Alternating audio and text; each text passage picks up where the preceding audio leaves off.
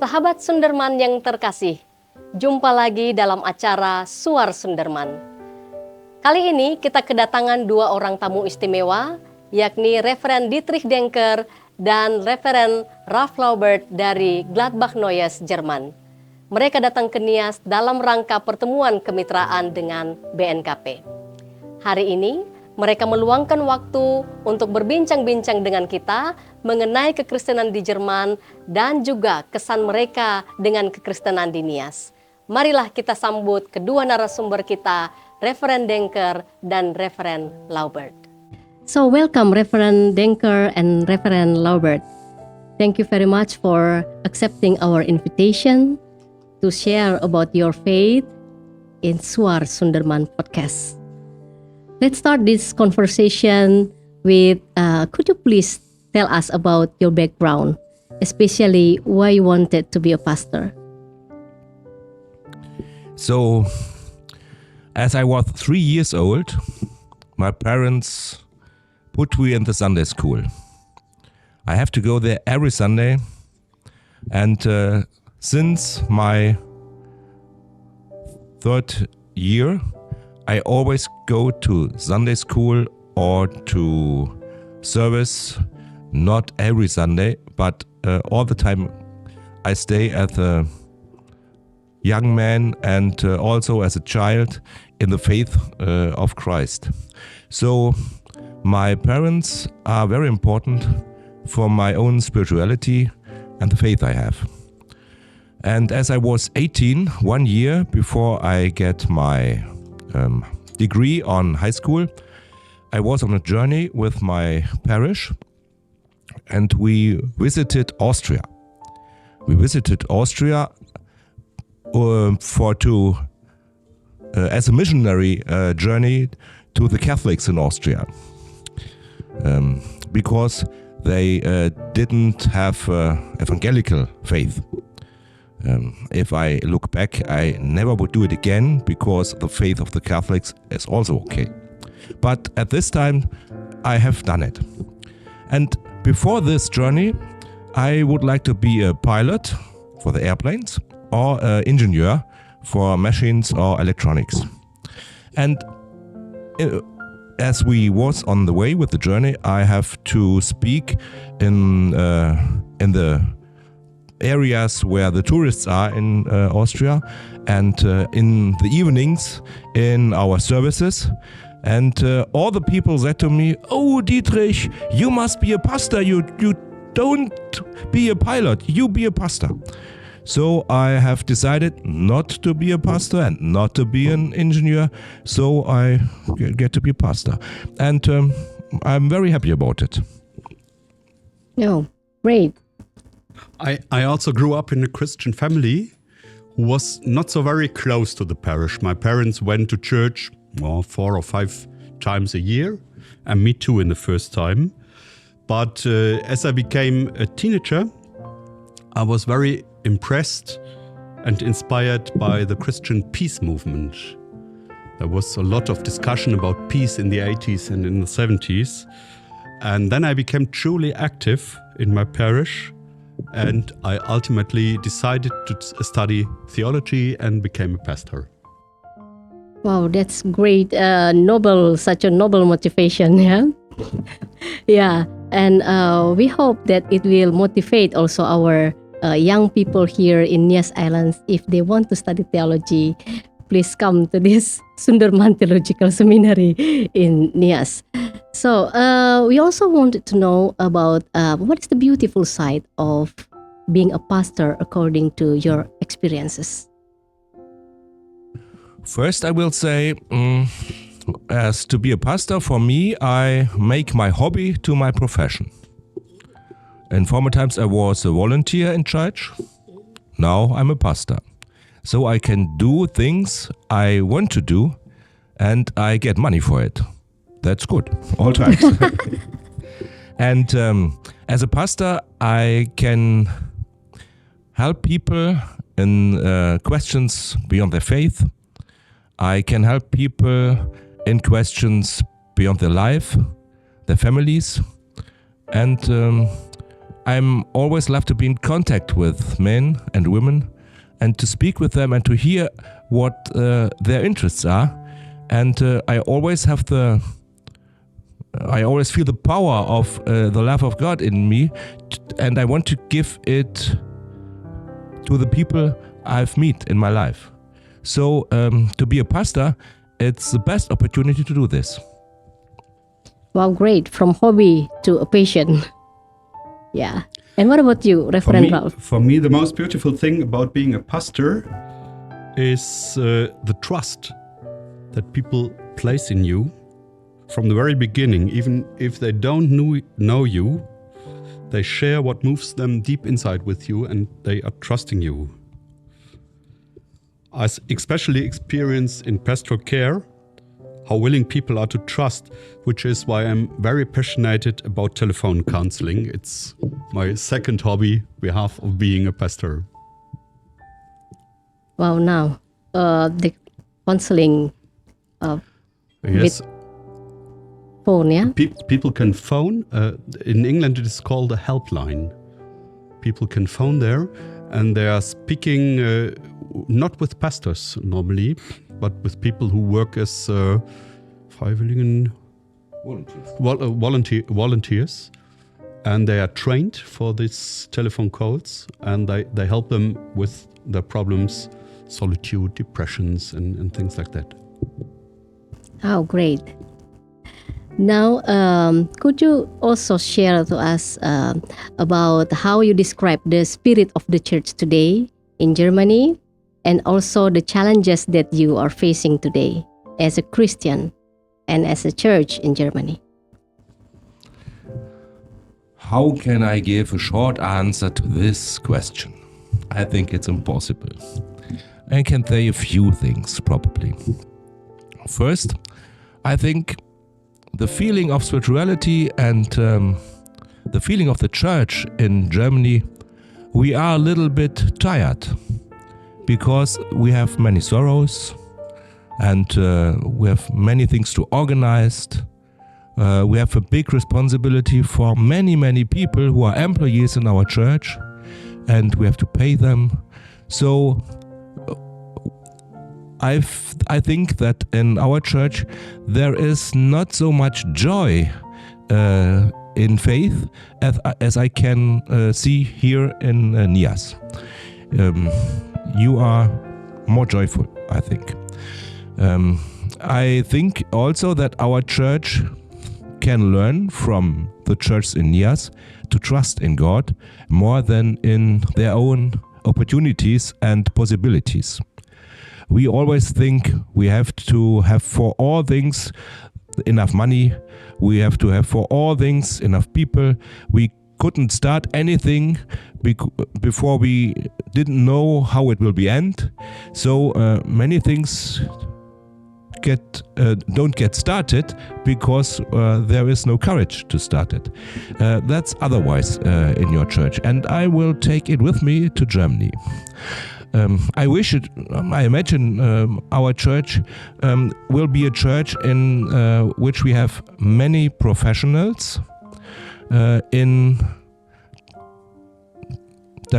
a big diversity of professionalities. You understand? Yeah.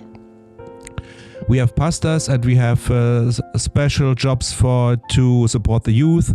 We have people who work in diaconia.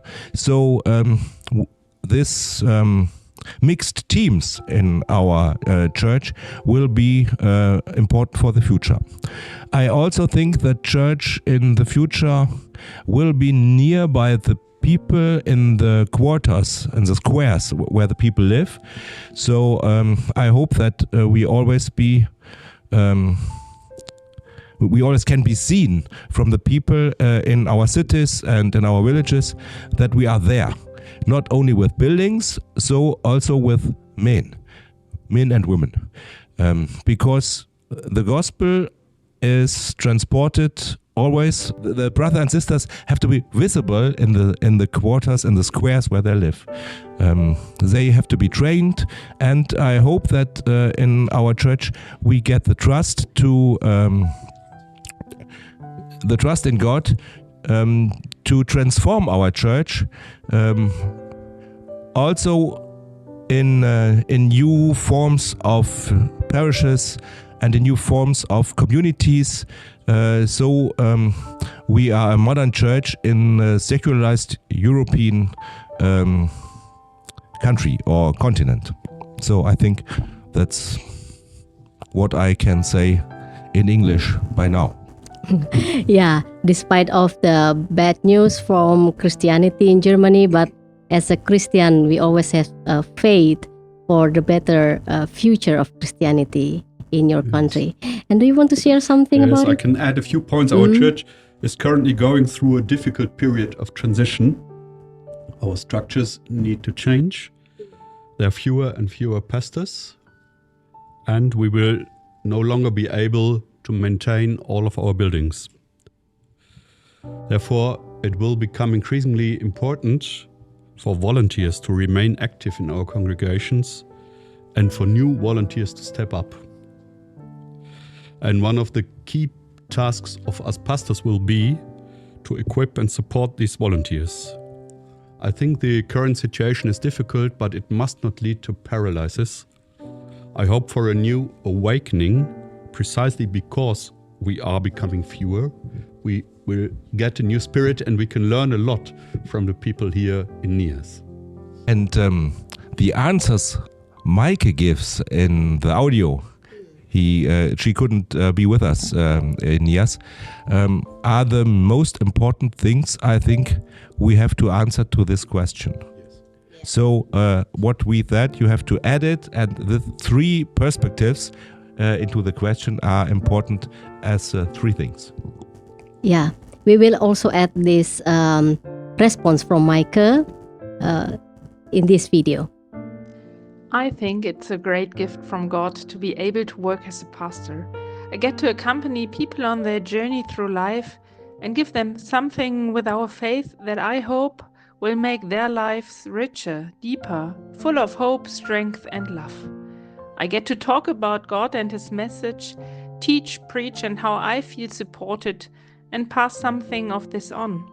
I find it wonderful to be involved with all age groups, from newborn babies to dying old women, and with everything that makes up our human life, moments full of joy and moments full of suffering.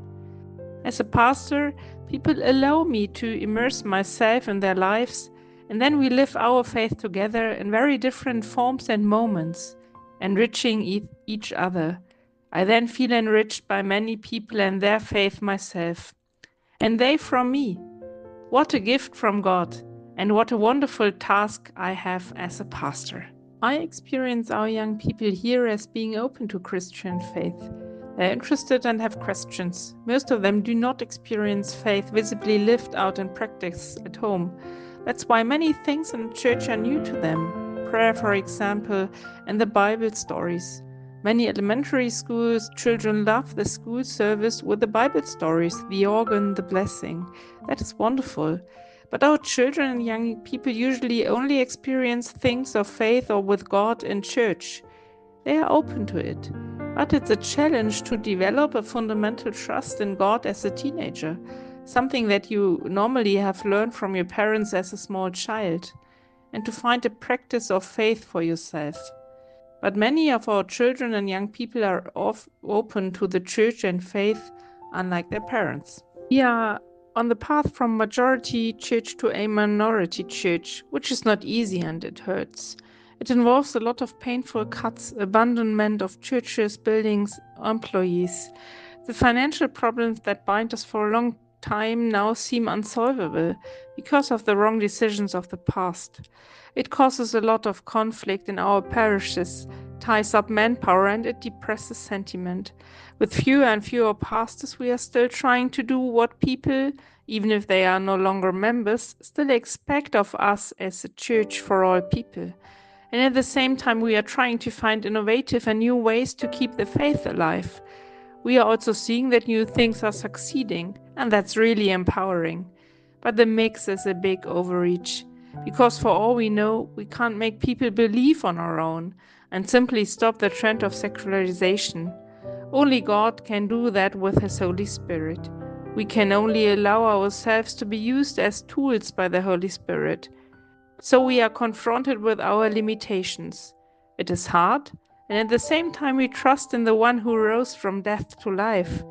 This gives us strength, hope, and confidence. Now we move to the topics about how about the spirituality of young people in Germany. So the young people here in Nias also can understand and can hear about something from the young people in Germany. Our young people in Germany do podcasts also. I hope we can do a connection between our Digga podcast and the podcast we now sharing with. So this is one. We try to live our spirituality, to transform the spirituality also by podcasts and videos. The youth people are there much more interested in than the elder people, but I think it's also in Nias. We have special services for youth people with special music. They didn't like the old choral songs I like, but they didn't like it. So we have new music. In the car with one tour, when we drive through Gunung Sitoli, we always hear Hillsong and something else. These songs also heard in Germany by our youth people. Our youth people are trained to talk about their faith if they are interested to be volunteers in our church. When we get the young people confirmated, I think it's confirmation, when they get their confirmation, okay. There are often young people who want to be volunteers and to help by the tasking of the new confirmations, the younger boys and girls. So if they want to do this, we train them in courses and trainings to speak about their faith, and many of the things we expect that they do know, they didn't know. We have to explain many stories and how to read the Bible and how to find the right verses in the Bible. So it is for the people who are interested. Also an effort to learn to talk about their faith. And in our society, it's not very cool to be a volunteer in school. It's much cooler to tell the colleagues in the classroom where they were in vacancies or what they have done on the weekend by sports. But it's not so cool to talk about the Sunday service Monday morning in school. Yeah, but at least we can see something positive, yeah? Some of the young people, they still have a spirit to be a volunteer in a church. Yes. You want to add something? Yes, I have similar experiences. The young people I meet are searching. They ask questions about the meaning of life, and they explore all kinds of answers and directions. They often know so little about Christian tradition that it seems as new to them as other religions seem to. And that is a great chance and a great opportunity here to engage in conversation with them. We have some congregations where young people meet each other and they prepare their own worshipping and their own service, and they make everything of their own. The music, the texts they're looking for, they are preaching, and they celebrate their the service. And afterwards, they stay together, eat with each other, talk, and have fun. And this form of church life, I think it points the way forward. Yeah, that's great. Even though they learn about the Christian tradition after, so it's not during their children experience, but when they become young people, but it's not too late to learn this Christian tradition.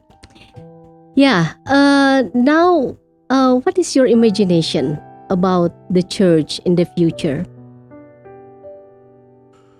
My imagination about the church and the future. I imagine a church in which there are many people who help shape the life of the congregation with different professionalities. I've told it in the second question. I imagine a church in which we have many volunteers who like to tell the people about their faith and their living with God. I imagine a church there will be many different forms of worship and certainly other forms of communities. The church of the future is active in the neighborhoods and close to the people. I imagine a church which tries to reach the people where they live, and she comes out of their church buildings to the market squares. So we have spiritual life not only in our buildings but also on the streets and on the places in the cities. Not in the winter, it's very cold, but in summer times. And I think it would be important that we give the people, also the people who aren't members of church, who aren't Christians, we give them room or space for their own experiences and needings. I think the time where church can go and go on the street and pray, you have to faith in Jesus so you get salvated, this time is over in Germany. But if we hear what the people need and they feel that we give them what they needed and we are interested in things they needed. So I hope that our church will be a growing up church where the people make the experience, we are welcome, we get help if we need it, we can do things we want to do. The church should give us possibilities to explore ourselves and our faith and all the things, the many questions we have, to discuss them in groups or meetings. So I think our church is on a way to decrease, but in the meetings and in the way we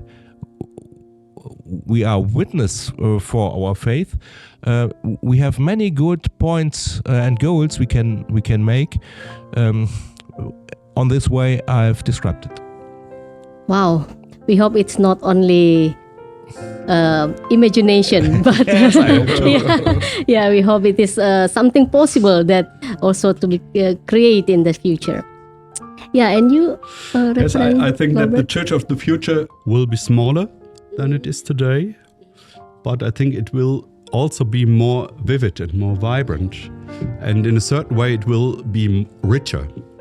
I'm not talking about money when I say richer. Diversity. Yes, diversity and ideas and spirituality.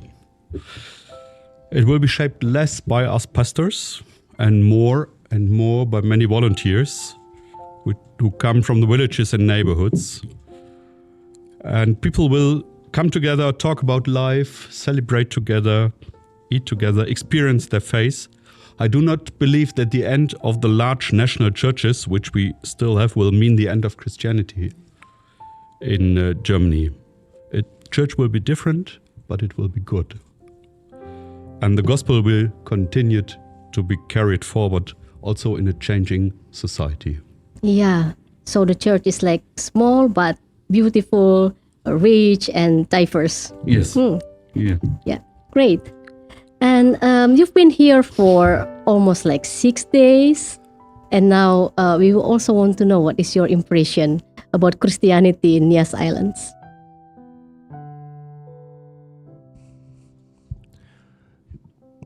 The young people are better informed about faith and Christianity and spirituality because they learn it in their families.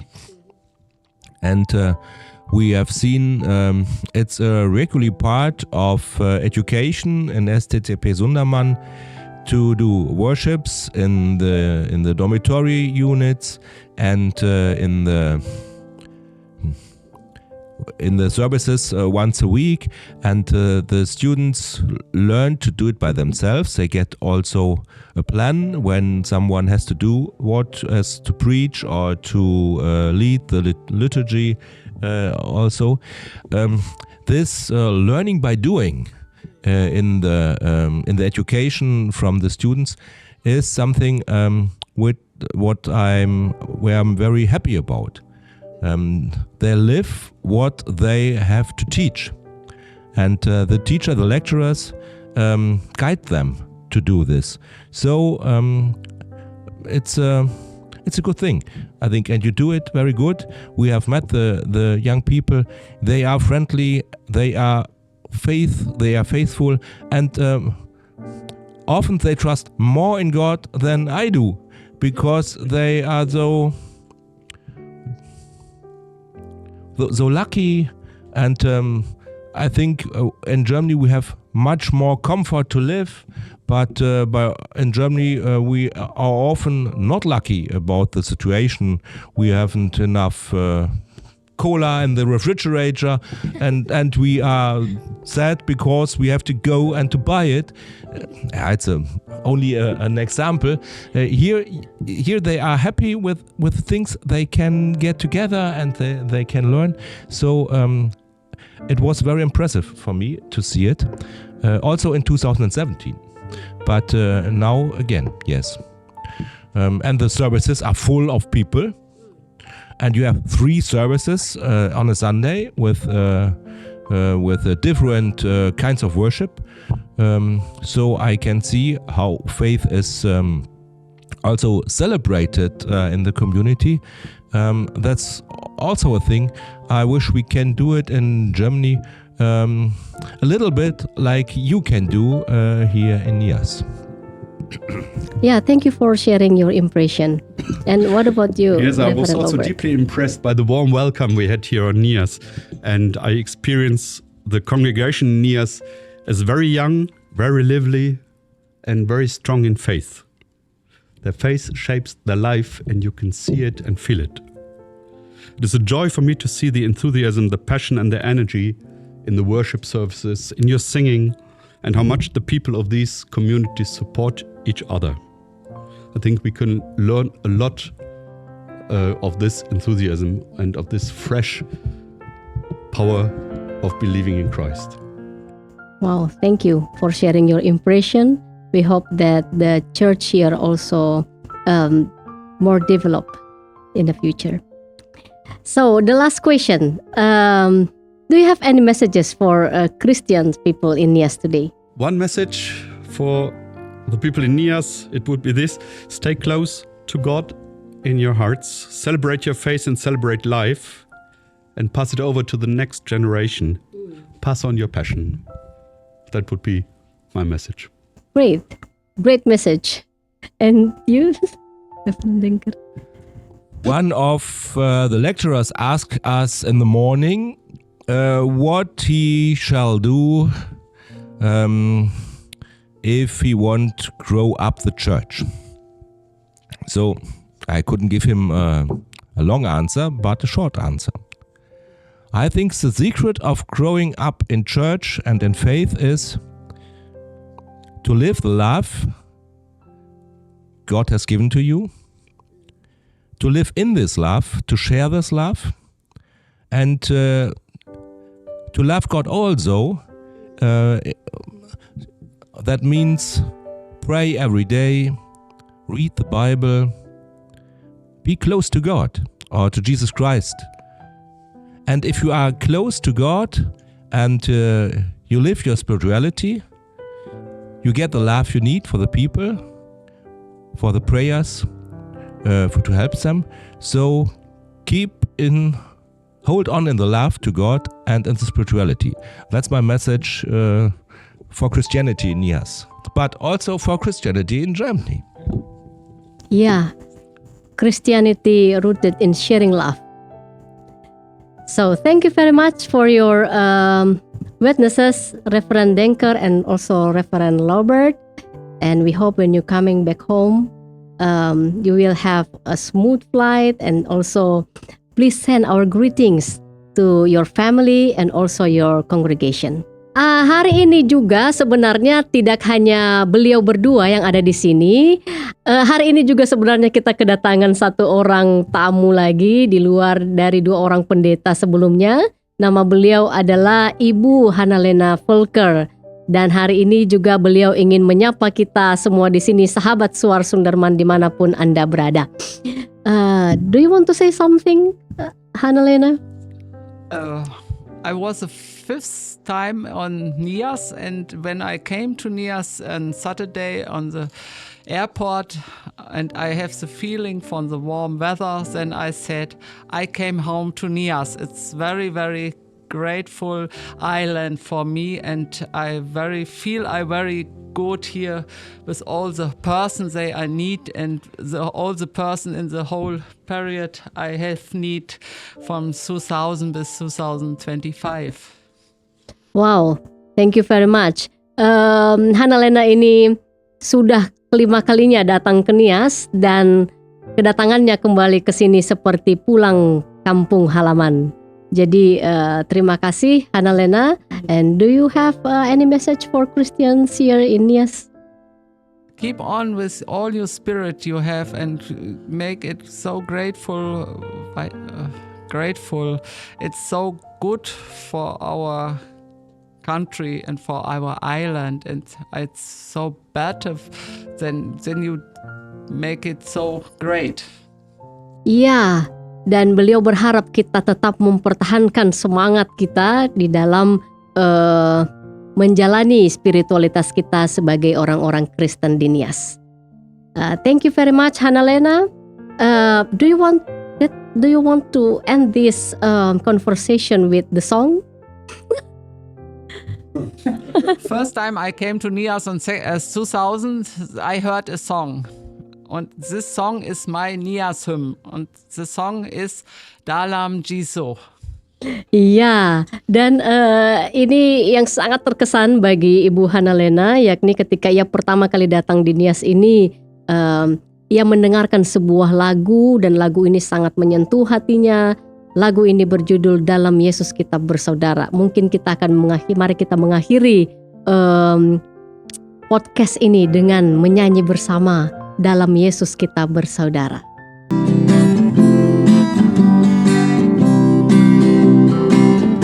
Dalam Yesus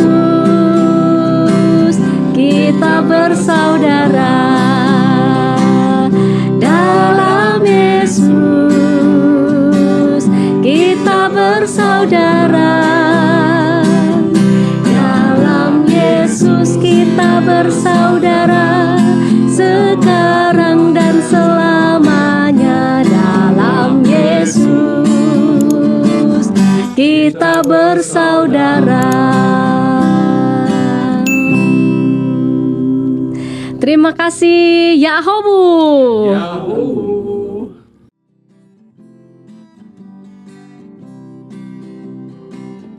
Dalam Yesus kita bersaudara. Dalam Yesus kita bersaudara. Dalam Yesus kita bersaudara, sekarang dan selamanya. Dalam Yesus kita bersaudara.